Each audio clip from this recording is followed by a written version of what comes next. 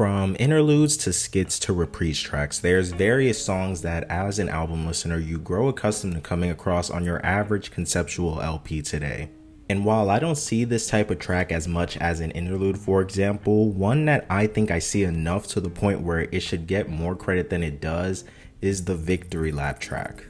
Obviously there's exceptions to the rule, but majority of Victory Lap tracks is where we see an artist essentially flex their muscles about something they overcame, like hardships, or more commonly it's a rags to riches story.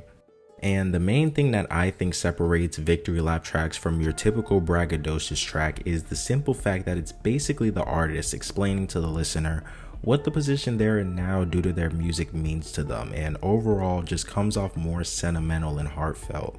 On top of that, it usually does an amazing job of giving the listener a feeling of motivation and does great at sharing the sentiment of, I came from this and now I'm here. If I can do it, you can do it too, without the song itself directly saying it. And in a time where parasocial relationships with artists are at an all-time high, it does a good job of reminding the listener that the artist in question was once in their shoes and at the end of the day are still regular humans. The two artists my mind instantly goes to when it comes down to amazing Victory Lap tracks is easily Tyler and Abel, since both of them have insane come-up stories. They both grew to become massive artists, so it's a no-brainer that they have insane Victory Lap tracks. With Tyler in particular, while he's always been outspoken in his music, I feel like we never really got a real Victory Lap track until his later albums, where we've seen him mature as a person and become more vulnerable and vocal in his music, and overall just have more accomplishments to his name. More specifically on his latest two albums, Call Me If You Get Lost and Chromacopia, mainly because Igor was very abstract and hard focused on delivering a story and didn't really stray away from that, and Flower Boy just didn't include one. On Chromacopia, I think the standout Victory Lap track is actually the outro, I Hope You Find Your Way Home. In my opinion, this track acts as a perfect outro to the album, as it not only closes out all the questions that anyone would have after listening to this album, like Tyler feeling like he's behind in life because people his age are doing things like getting married and having children, but also Tyler showing a level of appreciation for the position he's in while still coming off as cocky as ever. And it even ends with a real sentimental message from his mom where she's crying and just telling Tyler just how proud of him she is in what sounds like a voicemail. While this track is definitely more mature and technically an update to the track I'm about to mention, I think none truly compare to Heaven and Me that came off of his Call Me If You Get Lost deluxe album, The Estate Sale.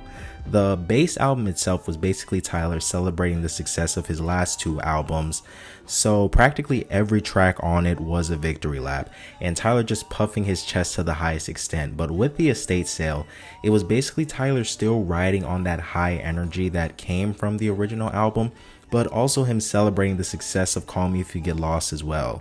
In my opinion, I think The Estate Sale included a couple better tracks than some of the ones on the base album, and also tracks like Heaven and Me and Sorry Not Sorry helped lay the groundwork for what we seen on Chromacopia, since it was the first glimpse we seen of Tyler's mindset towards the position he's in.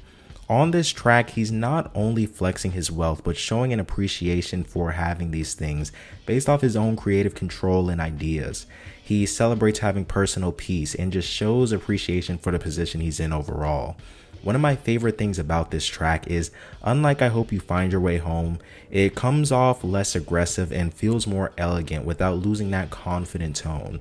On top of that, this track is separated into 3 separate verses where he talks about what heaven is to him now, what he thinks heaven will be to him in the future, and lastly what heaven used to be to him when he was younger. And overall, this track just oozes a level of knowing one's self-worth as far as his craft goes, and thankfulness that as a listener you're bound to not only come to the understanding that Tyler deserves everything he's gotten, but also feel inspired and hopeful that you're as successful in whatever you're looking to pursue.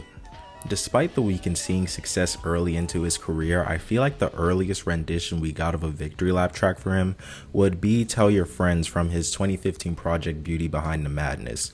For example, on his debut mixtapes, aka the trilogy, specifically on 28, There's a whole verse, well, basically the whole premise of the song is Abel basically being upset with the girl because she told her friends about how good he was in bed and now they want a piece. But on this track, he's like, tell your friends, tell them about the lifestyle I live and how successful I am, and essentially encouraging it. In the verses, he has the braggadocious energy, but my thing is the fact that while he has the riches and at that point reached an insane amount of wealth, as far as what he's talking about, his personal life hasn't changed all that much. As far as I'm concerned, on House of Balloons, it was basically heartbreak, drugs, women, money is the mission. On Beauty Behind the Madness, it's I have the money now, so now the things I used to do, I now have easier access to. On Tell Your Friends, there's even a verse where he's basically assuring his day one fans that he's still the same guy from House of Balloons, but just with more money. And while money does change your life in a lot of ways, in the case of Abel, he seems appreciative about the riches, but not so much the privilege that comes from his craft. But with the album this track came on, The Weeknd went from popping mainstream artist to mega superstar status, and because of that, on his following album Starboy, we would see him own that superstar status. And honestly, this whole album was littered with victory lap tracks and about him just becoming a starboy. We obviously have tracks like Starboy, Party Monster, Sidewalks with Kendrick Lamar, and Reminder, where the music video is basically him just flexing all the cool people he was associated with. Despite this, I think none of these compare to the one we would get on After Hours in the form of Snow Child. As mentioned before, the other victory lap tracks showed him flexing, but he was missing that maturity and growth needed to make a heartfelt victory lap track. On this album as a whole, we've seen The Weeknd just reinvent himself, and while the themes at face value weren't different from what you'd expect from him in the past, on this album he finally took a look at himself and realized the way he's been living wasn't healthy.